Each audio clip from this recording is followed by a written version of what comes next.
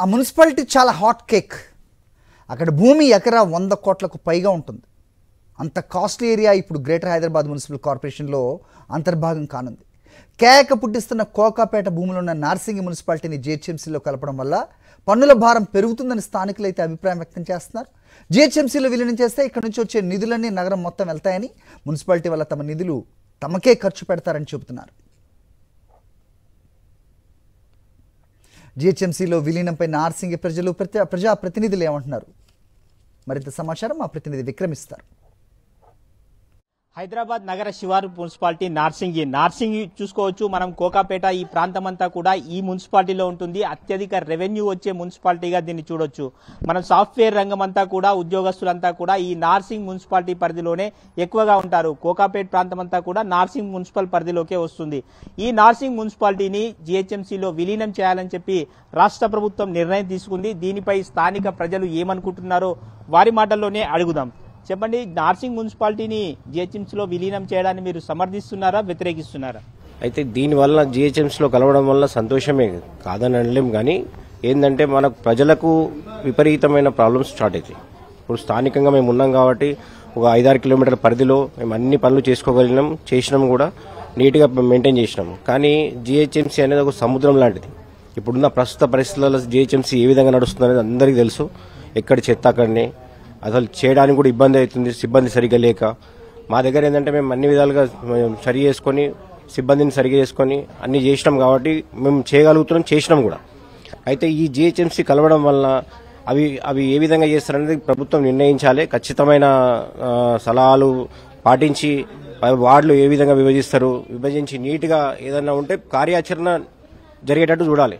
లేకపోతే మాత్రం సక్సెస్ఫుల్ కాదు. ప్రజలపై పన్నుల భారం పెరిగే అవకాశం ఉందని ఒక ఆందోళన ప్రజల్లో వ్యక్తమవుతుంది. అది వాస్తవమే అంటున్నారా, మీరేమనుకుంటున్నారు? ఖచ్చితంగా ప్రజలపై భారం పడుతుంది. ఎందుకనంటే గతంలో గ్రామ పంచాయతీ ఉండే, గ్రామ పంచాయతీ నుంచి గ్రేటర్లో విలీనం చేస్తుంటేనే ప్రజలంతా వ్యతిరేకిస్తే అప్పుడు ఉన్న ప్రభుత్వము గ్రామ పంచాయతీ ఎలక్షన్ జరిపింది. దాని తర్వాత మున్సిపాలిటీ ఏర్పాటు చేయాలన్నారు. మున్సిపాలిటీ ఏర్పాటు చేసిన తర్వాత కూడా ఇప్పటికి కూడా ఇది గ్రామాల విధంగానే కనిపిస్తుంది. మనకు ఔటర్ రింగ్ రోడ్ అంటారు తప్ప గ్రేటర్కు పక్కనే ఉన్నా కూడా ఎన్ని విధాల ఇబ్బందులు అంటే వాళ్ళకి ఇప్పటికి కూడా ఇండ్లు కట్టుకోవాలన్న ఇబ్బంది, పన్నుల భారం పడుతుంది. డెవలప్మెంట్ యాక్టివిటీస్ కూడా ఉండే, ఎందుకంటే ఒక 5 సంవత్సరాలు మున్సిపాలిటీగా ఉండే మొన్న మేము కౌన్సిలర్గా ఉన్నప్పుడు కొన్ని సమస్యలు మా దృష్టికి వచ్చినాయలా చేసుకుంటూ వచ్చినాం. ఇంకొక 5 సంవత్సరాలు మున్సిపాలిటీ ఉంటే ఏమవుతుందంటే ప్రజలకు నాయకులు కానీ అధికారులు కానీ అందుబాటులో ఉంటారు, అభివృద్ధి అనేది కూడా జరుగుతుంది. మీరేం చెప్తారు విలీనం పని? యాజ్ ఏ కామన్ పర్సన్ నేనేం చెప్పదలుచుకున్నా అంటే పన్నుల భారం ఆల్రెడీ ఇక్కడ వాటర్ వల్ల యూజ్ చేయడం వల్ల ఆ వాటర్ కనెక్షన్ తీసుకున్న వాళ్ళు కూడా ఇబ్బంది పడతారు, పన్నులు కట్టలేకపోయి. ఇప్పుడు ఇంకా గ్రేటర్ అనేసరికి ఇంకా పన్నులు ఇంకా ఎక్కువ పెరుగుతాయి. ఎవరు ఎక్కడ ఏ అధికారి దగ్గరికి పోయి తెలుసుకోవాలి, ఏమి ఇయ్యాలి, రిప్రజెంటేషన్ ఇవ్వాలి, ఏమన్నా పని కావాలంటే కూడా కష్టంగా ఆలోచిస్తారు. ఈ తిరిగి చెప్పులారు కాదు తప్ప ఇప్పటికే ఆల్రెడీ మున్సిపల్ అయ్యే కొంచెం ఇబ్బందులు పడుతున్నారు ప్రజలు.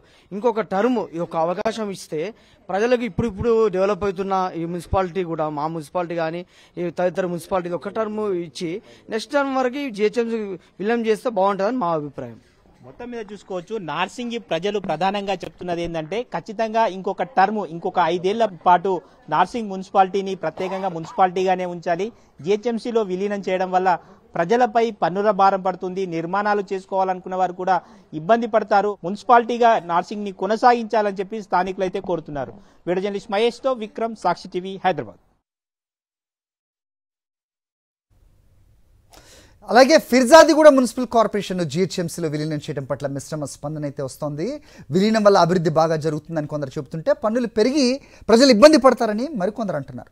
విలీనానికి ముందు ప్రభుత్వం అలాగే ప్రజల అభిప్రాయాలు సేకరిస్తే బాగుండేది అంటున్నారు. విలీనం వల్ల ప్రజలకు లాభం జరగాలి తప్ప కొత్త కష్టాలు వస్తే ఇబ్బందులు తప్పవంటున్నారు స్థానికులు. గ్రేటర్ హైదరాబాదులో చుట్టూ ఉన్నటువంటి ఒక మున్సిపాలిటీలు కావచ్చు, మున్సిపల్ కార్పొరేషన్లను కలుపుతందుకు తెలంగాణ ప్రభుత్వం నిర్ణయం తీసుకుంది. ఇదే అంశంపై మాట్లాడుతేందుకు మన దగ్గర ఈ ఫిర్జాదిగూడ కార్పొరేషన్ పరిధిలో ఉన్నాం. ఇక్కడ ఉన్నటువంటి పౌరునటి తెలుసుకుందాం. కార్పొరేషన్లన్నిటిని కూడా జిహెచ్ఎంసీలో కలపటం వల్ల ప్రజలకు పెద్దగా లాభ నష్టాలు ఏమీ ఉండవు. అయితే ఒక అపోహ మాత్రం ప్రజల్లో దృఢంగా ఉంది. అదేంటంటే ట్యాక్స్లు పెరుగుతాయి అనేది ఉద్దేశం. అయితే ఇప్పుడు పీర్జాదిగూడ మున్సిపాలిటీని మనం ఎగ్జాంపుల్గా తీసుకుంటే ఇక్కడ 26 మంది కార్పొరేటర్స్ ఉంటారు. ఇప్పుడు ఈ జిహెచ్ఎంసీలో కలపటం వల్ల నలుగురే కార్పొరేటర్స్ అవుతారు. అంటే కార్పొరేటర్ పరిధి పెరుగుతుంది. అంటే మిగతా కార్పొరేటర్లంతా రాజకీయ నిరుద్యోగులుగా ఉండిపోతారు. ప్రజలకు జిహెచ్ఎంసీలో కలిపితే లాభం ఏంటి అనేది ప్రభుత్వం చెప్పాలి. ఇగో మేము ఈ లాభం మీకు కల్పిస్తున్నాం, ఇగో ట్యాక్సులు తగ్గిస్తున్నాం, లేకపోతే నల్ల కనెక్షన్స్ ప్రతి ఇంటికి మేము ఫ్రీగా ఇస్తున్నాం, ఏదో ఒకటి ప్రజలకు చెప్తే తప్ప ప్రజలకు జిహెచ్ఎంసీలో కలపటం వల్ల ఉపయోగం ఏమిటి అనేది తెలియనటువంటి పరిస్థితిలో ఉన్నారు. కాబట్టి ప్రభుత్వ బాధ్యత. ఎవరికి ఎక్కడ కూడా ఈస్ట్ జోన్ ఎక్కడ మనకి పెద్దగా డెవలప్ అయిన విధంగా కనిపిస్తలేదు. జోన్ వార్లుగా తీసుకుంటే మాత్రం అన్ని జోన్లకు న్యాయం జరుగుతుంది. దేశంలోనే స్కోప్ మొత్తం మన హైదరాబాద్ మీద ఉన్నది. ప్రభుత్వం తీసుకున్న నిర్ణయానికి కట్టుబడి ఒక ప్రణాళిక చేసుకొని ముందుకు పోతే 100% ప్రపంచంలో గ్లోబల్ సిటీగా హైదరాబాదు నిలిచే అవకాశం ఉంది. కొన్ని శివారు ప్రాంతాలను ఏదైతే ఔటర్ రింగ్ రోడ్లో ఉన్నటువంటి అన్ని ప్రాంతాలను హైదరాబాద్లో విలీనం చేయడం వల్ల దాదాపు 2 కోట్ల మంది హైదరాబాద్ నివసించేటటువంటి అవకాశం ఉంటుంది. దీనివల్ల ఉన్నటువంటి ఏంటంటే ప్రపంచ స్థాయిలో హైదరాబాద్ గ్లోబల్ సిటీగా మారే అవకాశం ఉంటుంది. ఎప్పుడు మారుతుంది? ప్రభుత్వం సరైన ప్రణాళిక చేసుకున్నప్పుడే, ఇక్కడ ఉన్నటువంటి సరైన వసతులు కల్పించి ఒక సిబ్బందిని అదే తగినంత సిబ్బందిని పెంచి దాంతో ప్రభుత్వం పర్యవేక్షణ నిత్యం ఉంటే, అంటే ఈ యొక్క ఏదైతే మెర్జ్ చేసినటువంటి గ్రామ పంచాయతీలు కానివ్వండి, మున్సిపాలిటీలు కానివ్వండి, కార్పొరేషన్లు కానివ్వండి, వీటన్నిటికీ సరైన బడ్జెట్ కేటాయించి దాని సరైన పర్యవేక్షణ చేసినప్పుడు ఖచ్చితంగా హైదరాబాద్ అభివృద్ధి చెందుతుంది. ఒక ప్రాపర్ ఇన్ఫ్రాస్ట్రక్చర్ ప్రజలకు అందుబాటులో తీసుకొస్తామని చెప్పే ఓట్ల నాడు వచ్చి ప్రభుత్వాలు ఎట్లయితే ఏర్పాటు చేసుకోవడానికి ఓట్లు అడుగుతున్నాయో, ఇప్పుడు కూడా అదే ప్రజల మధ్యలోకి వచ్చి మేము జిహెచ్ఎంసీలో మీ ప్రాంతాలను మేము మర్జీ చేస్తున్నాము, మర్జీ చేసే ముందు మీ సమస్యలు ప్రధానంగా ఏమున్నాయి అని చెప్పి ప్రజలను అడిగితే ప్రజల నుంచి ఒక మ్యాండేట్ వస్తుంది. దాని ద్వారా ఒక పాలసీ తయారు చేసుకోవడానికి ఒక అవకాశం ఉంటుంది. గ్రామ పంచాయతీ నుంచి మున్సిపాలిటీలోకి వచ్చినప్పుడు ఎట్లయితే కొద్దిగా గొప్ప డెవలప్మెంట్ వచ్చిందో, సేమ్ ఈ మున్సిపాలిటీ నుంచి వెళ్ళి జిహెచ్ఎంసీలోకి వచ్చినప్పుడు ఖచ్చితంగా హై ఎండ్లోనే ఉంటుంది. కాబట్టి క్రైటీరియా డెవలప్మెంట్ అనేది కూడా అదే ప్రకారంగా వస్తుంది. ఏదైనా సరే స్టాటిస్టికల్గా డేటా ప్రాపర్గా ఉన్నప్పుడు మాత్రమే తర్వాత ఏం చేస్తే దాన్ని అభివృద్ధి చేయొచ్చు, చేసిన పని వర్కౌట్ అవుతుందో అవుతలేదో అనే విషయం తెలుస్తుంది.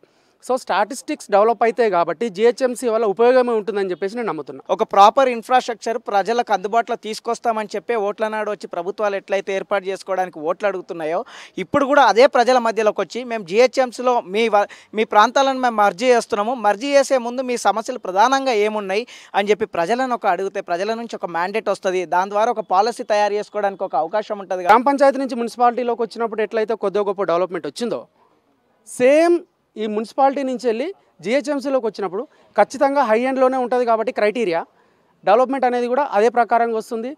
ఏదైనా సరే స్టాటిస్టికల్గా డేటా ప్రాపర్గా ఉన్నప్పుడు మాత్రమే తర్వాత ఏం చేస్తే దాన్ని అభివృద్ధి చేయొచ్చు, చేసిన పని వర్కౌట్ అవుతుందో అవుతలేదో అనే విషయం తెలుస్తుంది. సో స్టాటిస్టిక్స్ డెవలప్ అయితే కాబట్టి జిహెచ్ఎంసీ వల్ల ఉపయోగమే ఉంటుందని చెప్పేసి నేను నమ్ముతున్నాను. సామాన్యులకు పన్నుల భారం పెరగకుండా ఉండే విధంగా ఉండాలి. రేపు ఒకవేళ జిహెచ్ఎంసీలో కలిపినా కానీ ఎక్కువ బడ్జెట్ పెట్టేసి అభివృద్ధి చేయాలి. లేదంటే మున్సిపాలిటీలకు ఇప్పుడు ఏర్పడబోయేట్టుగా కార్పొరేషన్ జిహెచ్ఎంసీ కార్పొరేషన్కి పెద్ద తేడా లేకుండా ఉండదు. ఆ విధంగా జిహెచ్ఎంసీ ఉంటే బాగుంటుంది. లేదంటే సామాన్యులకు ఇబ్బంది కలిగేట్టుగా ఆస్కారం ముఖ్యంగా పన్నుల విషయంలో ఉంటుందన్న అభిప్రాయం వ్యక్తం చేస్తున్నారు. కెమెరా రంగనాయకులతో రవిచంద్ర సాక్షి, హైదరాబాద్.